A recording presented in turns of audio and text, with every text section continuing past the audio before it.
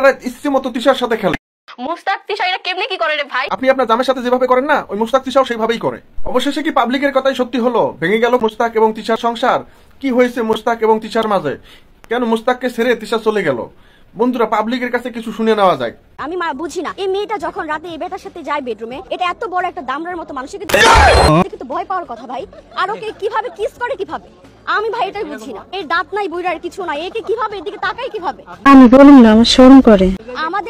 আমাদের দিকে যে একটা ছেলে হ্যান্ডসাম তাকায়, আমরা তো বুঝবো যে ছেলেটা আমার দিকে তাকাচ্ছে, আমার পজিশনে কি সে আছে কিনা। বন্ধুরা, আপনারা যাই বলেন না কেন, এই মহিলা যখন বক্তব্য দিতেছে, পাশে থাকা এক মহিলা দেখেন হাসতেছে। তার হাসিটা কিন্তু অনেক মায়াবী, অনেক মধুর। তার হাসিটা আমার কাছে অনেক সুন্দর লাগছে। হ্যাঁ বন্ধুরা, মুস্তাক তিশা সম্পর্কে সুমাইয়া রিমু কি বললো শুনে নেই তার কথাটা। মুস্তাক তিশা এটা কেমনে কি করে রে ভাই?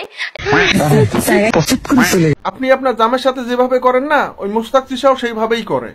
এই বুড়া বেড়ারে যদি আমি চুম্মা দিতে চাই, আমার কাছে মনে হইব নিজের আব্বারে চুম্মা দিতে। তিশা সংসার ছেড়ে চলে যাওয়ার মূল কারণ হলো মুস্তাক নাকি নেশা করে এসে সারা রাত ইচ্ছে মতো তিশার সাথে খেলে। কি খেলে জানেন? লুডু। আরে তাহির হিসাব, আপনি দাঁড়ান, আমাকে ধমক দিয়ে না, আমাকে বলতে দেন।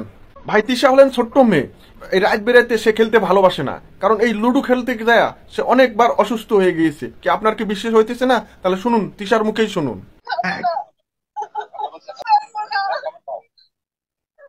হ্যাঁ, এখন কি আপনার বিশ্বাস হইতেছে? তিশা যে চিল্লাচিল্লি করতেছে, কি কারণে এত রাতে সে চিল্লাচিল্লি করতেছে আপনারা কি বুঝতে পারেন না? তাই তিশা এই লুডু খেলার যন্ত্রণা সহ্য করতে না পেয়ে আদালতের দ্বারস্থ হয়। আদালতে গিয়ে তিশা কি বললো শুনুন তিশার মুখেই। মহামান্য হাইকোর্ট এবং জজ কোর্টে গিয়ে একটা কথাই বলেছি, যে অভিযোগ করেছি যে খন্দকার মুস্তাক আহমেদ আমাকে বিভিন্নভাবে জিম্মি করে আমাকে দিয়ে কথাগুলো বলাচ্ছে, কিংবা আমাকে দিয়ে কোনোভাবে জোর করে আজকে কথাগুলো বলাচ্ছে। এখন শুনুন তিশার আইনজীবী কি বলে।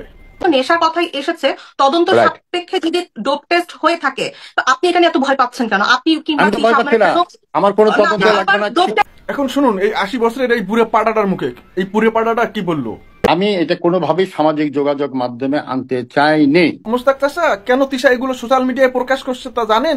আপনি সারা রাত নেশা করে এসে একটা কচি মেয়েকে সারা রাত লাগাইবেন, আর ওই মেয়েটা সহ্য করবে? ওই মেয়েটার পক্ষে এত কিছু সহ্য করা কখনো সম্ভব না। তাই সে এত কিছু সহ্য করতে না পেয়ে সোশ্যাল মিডিয়ায় প্রকাশ করেছে এবং আদালতের দ্বারস্থ হয়েছে। এতে কি আপনার অসুবিধা হয়েছে?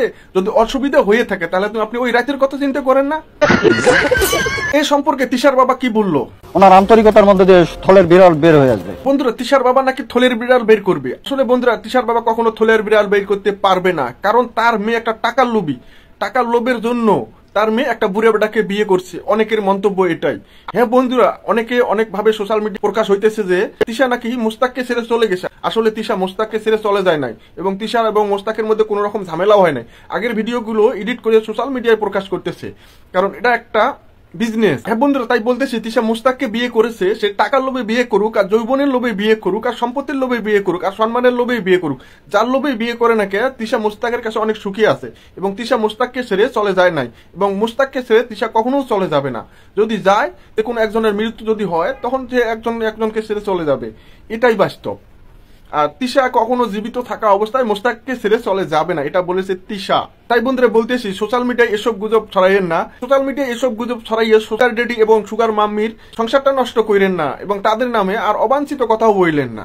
বন্ধুরা, আজ ভিডিওটা এই পর্যন্ত। যদি ভিডিওটা ভালো লেগে থাকে তাহলে অবশ্যই ভিডিওটিতে লাইক দিয়ে চ্যানেলটি যদি সাবস্ক্রাইব না করে থাকেন অবশ্যই সাবস্ক্রাইব করার অনুরোধ রইল।